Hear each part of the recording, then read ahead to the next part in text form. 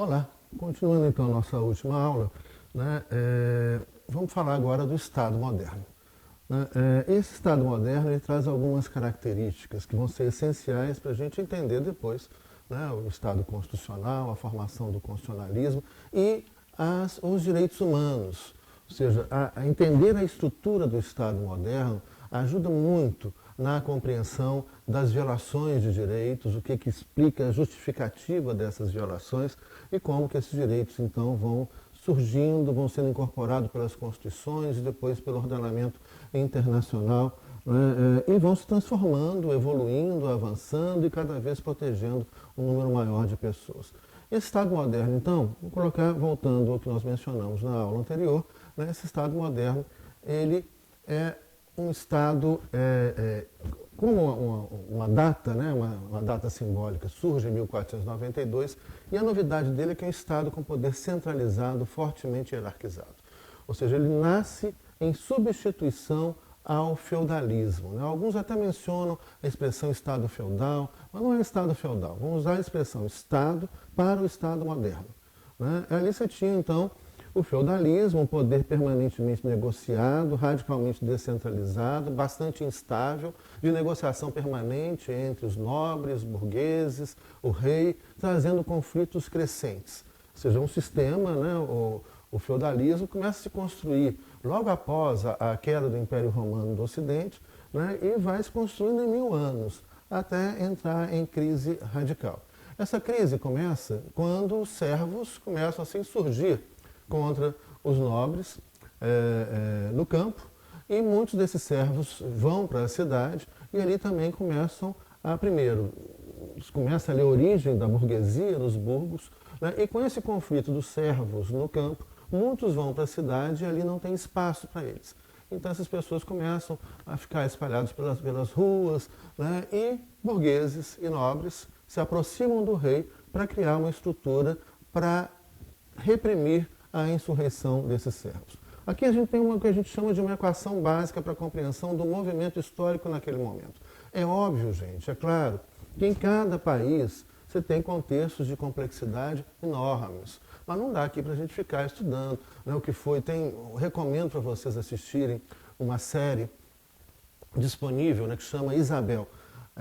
Essa série mostra muito o início da formação do Estado espanhol. Né, e toda essa lógica, esses conflitos, a complexidade desses conflitos. Chama Isabel, que é a história de Isabel de Castilha, né, a rainha católica, né, junto com o rei católico Fernando de Aragão, que dá origem então ao reino de Castilha e Aragão, o nascimento da Espanha moderna. O primeiro Estado moderno é Portugal, depois vem Espanha, depois França, Holanda, Inglaterra, e esses Estados modernos vão se formando nos últimos 500 anos. Daí que essa história, por que a gente menciona 1492? Porque essa história começa ali em 1492 na Espanha. Então é apenas uma escolha, uma referencial simbólico, para a gente ter uma referência histórica. Repetindo, é óbvio que o Estado e o direito moderno não têm um dia ou mesmo anos para o surgimento. Mas nós estamos escolhendo 1492, dialogando com Henrique Dúcio, porque em 1492 você tem justamente o início da invasão da América, a expulsão dos muçulmanos e judeus da Península Ibérica, né, e a primeira gramática normativa da história, que é a gramática do castelhano. Então, embora Portugal, né, tenha começado a criar o seu Estado moderno, o direito moderno, antes da Espanha, né, a gente usa essa referência espanhola de 1492 por causa desses três elementos. Em 1492 chega Colombo na América, começa a invasão da América, começa a invasão do mundo. Né? Depois vai África, Ásia, Oceania, espalhando, né, essa configuração do Estado moderno, do direito moderno, para o mundo inteiro e criando esse sistema mundo colonial moderno. Então ali é um start, né, é o começo para esse Estado e esse direito moderno e esse sistema mundo colonial moderno que a gente está vivendo hoje, os seus últimos momentos. 1492 tem um outro elemento, que é a expulsão do outro mais diferente, né, do Império muçulmano, mouro, que permaneceu na Península Ibérica e tomou quase toda a Península Ibérica. Se vocês olharem os mapas que vocês encontram na internet também, é legal dar uma pesquisada nesses mapas, vocês vão ver que os mouros, eles ocuparam quase toda a Península Ibérica. Ficou uma partezinha no norte ali de Espanha e Portugal que não foi dominada. Né? O resto todo foi dominado por cerca de 800 anos pelos muçulmanos. Né? Então, em 1492, você começa, anteriormente a essa data, você começa a retomada da Península Ibérica. Em 1492 vai cair o último reino muçulmano, mouro, da Península Ibérica, que era o reino lá no sul, na Andaluzia, o reino de Granada, né, com o sheik Boabdil. Né? O reino de Granada cai em 1492 também. Então, você já tem dois eventos, são dois acontecimentos fundamentais para entender o sistema mundo moderno. Daí a escolha de 1492, para entender a formação do Estado moderno. Outros autores utilizam outras datas, tá? Mas aí são opções históricas, são opções teóricas para demonstrar coisas diferentes. Né? E não se trata aí do certo e errado, data tal. Ou seja, a escolha de 1492 tem essa motivação. Por quê? Né? Ali começa a invasão da América, ali começa a construção do sistema mundo colonial moderno. Ali começa a construção do primeiro Estado, do segundo Estado moderno, né? Mas ali também, em 1490, a partir de 1492, você vai ter esse mesmo processo acontecendo em Portugal. A expulsão dos muçulmanos, a expulsão dos judeus e a construção de uma identidade nacional portuguesa e espanhola. Então, essa invenção da nacionalidade moderna, isso é uma invenção moderna. Ou seja, não existiam portugueses, não existiam espanhóis antes de 1492. Ali começa, então, a construção dessa identidade nacional, a invenção desse povo nacional. Elemento fundamental se vocês quiserem entender, né, os conflitos em curso hoje pelo mundo afora, a tentativa de independência da Escócia, o não plebiscito que aconteceu, os conflitos na Catalunha, né, os conflitos no País Basco espanhol, no País Basco francês. Né, ou seja, essa ebulição, né, que a gente está vivendo hoje, para entender isso a gente tem que buscar lá na raiz, né, que é essa construção artificial, enquanto política pública violenta, de uma identidade nacional por sobre as identidades nacionais pré-existentes. Então você tem a invenção do português, a invenção do espanhol. Nós vamos citando o caso da Espanha, porque ele é mais fácil da gente explicar. Né? E a gente entra dentro desse contexto, dessa data simbólica de 1492. Então ali é expulso o mais diferente, é expulso o muçulmano, é expulso o judeu. Para permanecer nessa Espanha católica, Portugal católico, né? Você tem que, então, se adaptar aos valores, ter a religião católica, né? Se comportar como um bom católico, ou seja, ser um bom português, ser um bom espanhol, é ser um bom católico, é ter como seu aqueles valores. Ser espanhol é falar o castelhano, que é a língua, então, de um grupo étnico que se impõe a todos os outros grupos. Então, é nesse elemento que é importante para a gente entender essa conformação aí e esse processo inicial de uniformização, né, que é o papel do direito moderno e do Estado moderno. Para esse Estado existir, e aí é um conceito simples, é uma lógica simples da gente entender. E se a gente entende essa lógica, a gente não esquece mais. E vai entender a formação de todos os 193 Estados que vão se formar nesses últimos 500 anos. Alguns aparecem, desaparecem, né, alguns fragmentam-se, mas esse processo ele é presente, ele é necessário. E por quê? Qual é a lógica? Olha, a novidade agora é que esses reis católicos, Fernando e Isabel, né, por motivos de, seja adesão, tratados, guerras, né, eles vão unificando toda a Espanha. Só que a Espanha é plural. Então, o que você tem em 1492? Expulsa os mais diferentes, expulsa os muçulmanos e judeus. E aqueles povos que já habitavam a Península Ibérica antes da chegada dos muçulmanos há 800 anos atrás. Olha só que interessante isso, hein? Por exemplo, se a gente imaginar há quantos anos que os espanhóis e portugueses invadiram a América, né, isso tem 530, menos um pouco, né, em torno de 530 anos. Os muçulmanos ficaram 800 anos da Península Ibérica. É óbvio que não tem condição, né? O contexto contemporâneo é completamente diferente, mas seria como imaginar, por exemplo, que daqui a 300 anos os indígenas nos expulsassem todos os descendentes de portugueses, espanhóis, etc. O contexto é completamente diferente. Isso que eu falei aqui não tem a menor condição de acontecer, mas só para vocês pensarem o que significa isso. Os muçulmanos ficaram 800 anos na Península Ibérica. E ali então começa esse processo de retomada, que é lento e gradual, mas em 1492 cai o último reino, lá no sul da Espanha, é o reino de Granada, né? Granada está ali, perto de Sevilha, Málaga no outro ponto, né? Que ali era o reino de Granada, na Andaluzia, no sul da Espanha. Daí uma forte influência, né? Da arquitetura, né? Da cultura árabe no sul da Espanha, algumas palavras do português, do árabe, né? Que vem da cultura árabe. Bom, então, esse seria o evento que marca, né, primeiro, o início da expansão europeia, o início do sistema mundo moderno, segundo, o início da formação do Estado moderno. Né? Então, ali, o que acontece? Você expulsa os mais diferentes e uniformiza os menos diferentes. Se nós pensarmos a Espanha hoje ainda guarda a imensa diversidade cultural, étnica e linguística que existia naquela Espanha lá atrás e que o poder do Estado tentou desaparecer com ela. Ou seja, você tem bascos, os bascos têm um idioma pré-indo-europeu, né? Não tem influência latina.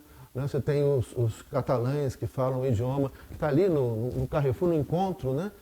Está lá no Mediterrâneo. Então, o catalão tem palavras que vem de origem francesa, italiana, espanhola, portuguesa, é uma mistura ali de línguas latinas, né? O valenciano, que é praticamente igual, né, ao catalão, e aí vai, o galego, né, que é um idioma muito próximo ao português, mas escrito de uma maneira diferente, com uma pronúncia diferente. Enfim, você tem ali diversos idiomas, diversos grupos étnicos distintos. E qual que é a lógica? Agora você tem um poder central. Tem uma rainha. Essa rainha, na Espanha, é castelhana, é Isabel. E o rei, né, é aragonês, que fala semelhante ao castelhano. Né? E aí a pergunta é, por que os outros povos, os catalães, os bascos, né, que tem um idioma que não tem latim, você tem ideia, por exemplo, o ETA, que é um movimento independentista basco, né, de resistência contra a invasão castelhana de anos, de séculos. Né? O ETA quer dizer Euskadi ta Askatasuna, pátria basca e liberdade. É um idioma que não tem nada a ver com o latim, com o espanhol, né, com os idiomas de origem latina. E aí a pergunta é, por que esses bascos, os catalães, que já foram rivais, já fizeram guerra com os castelhanos, com os aragoneses, né? Por que ali na Andaluzia, uma forte influência da cultura árabe, e naquela ocasião se falava árabe, né? Por que esses outros povos agora vão obedecer a uma rainha castelhana? Olha, a cultura dela, né, o basco vai olhar e falar, não vou obedecer essa rainha castelhana. Você tem que criar, então, e esse é o primeiro desafio, a primeira lógica da construção do Estado moderno, isso aí explica muita coisa, gente. Se vocês começarem a conectar com o que a gente está vivendo hoje, tem tudo a ver. Né? Olha só, para que esses povos diversos que se encontram na Península Ibérica, na Espanha, na formação da Espanha moderna, eles se identifiquem com o poder do Estado, agora centralizado e único, hierarquizado, né? É necessário criar uma identificação entre eles. Ou seja, em outras palavras, o catalão tem que olhar para o castelhano e falar, olha, a gente tem alguma coisa em comum. O basco, né, vai olhar para o aragonês e falar, olha, a gente tem alguma coisa em comum. E o que é esse comum? Então aí é que começa essa construção, enquanto política pública, é uma construção artificial, né, da nacionalidade, da identidade nacional. Começa a aparecer, começa a ser construído o espanhol, começa a ser construído o português. Não existiam espanhóis antes de 1492.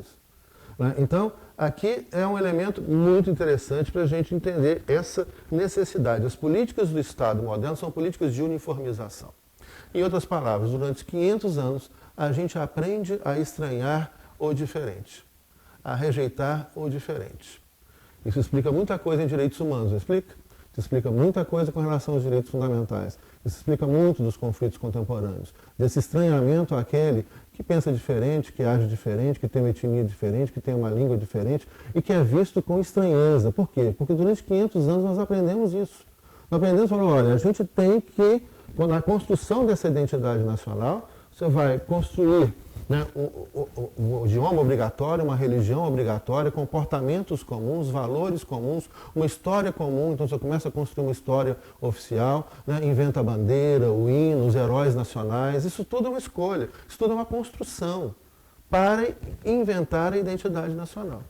Né? E aí, então, essa identidade nacional ela é construída muito com base no estranhamento do outro. Ou seja, o que diria então o espanhol lá atrás? Ou muitos espanhóis ainda hoje, não só espanhóis, portugueses, brasileiros, norte-americanos, e vai por aí, os estados nacionais por aí afora. Ele vai dizer, olha, eu sou, né, um espanhol lá no século XVI. Eu sou espanhol porque eu não sou índio.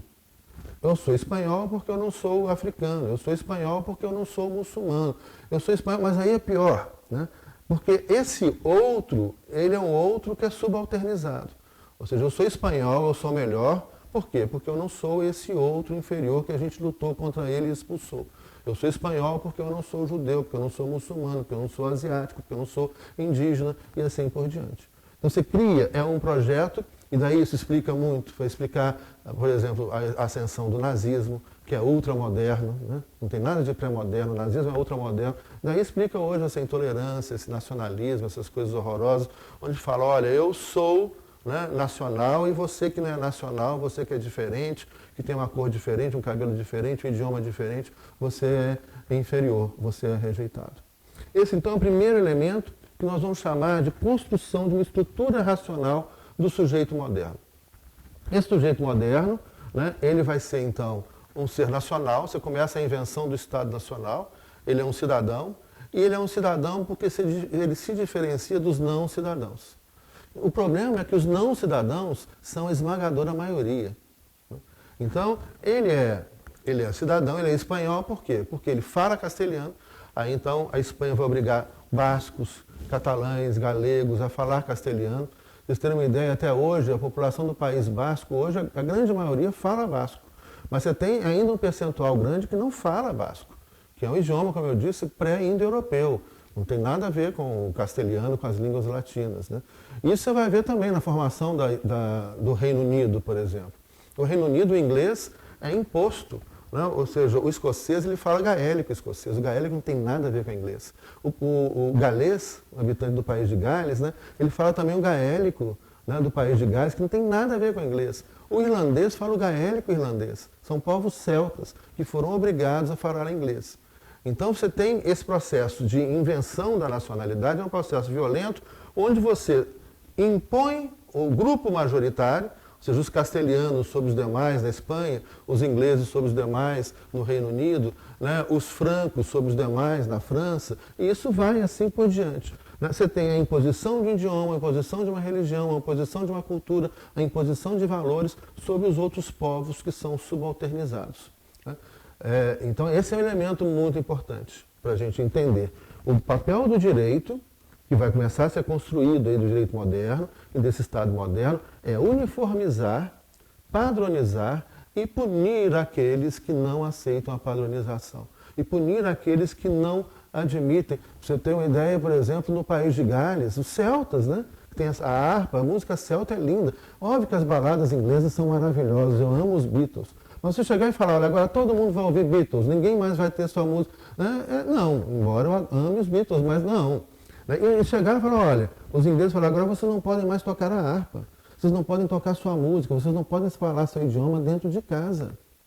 Então é esse processo de imposição de uma cultura que está na formação dos Estados modernos europeus. A expulsão do mais diferente e a uniformização daqueles povos que já se encontravam naquela região, criando então, inventando essa identidade nacional.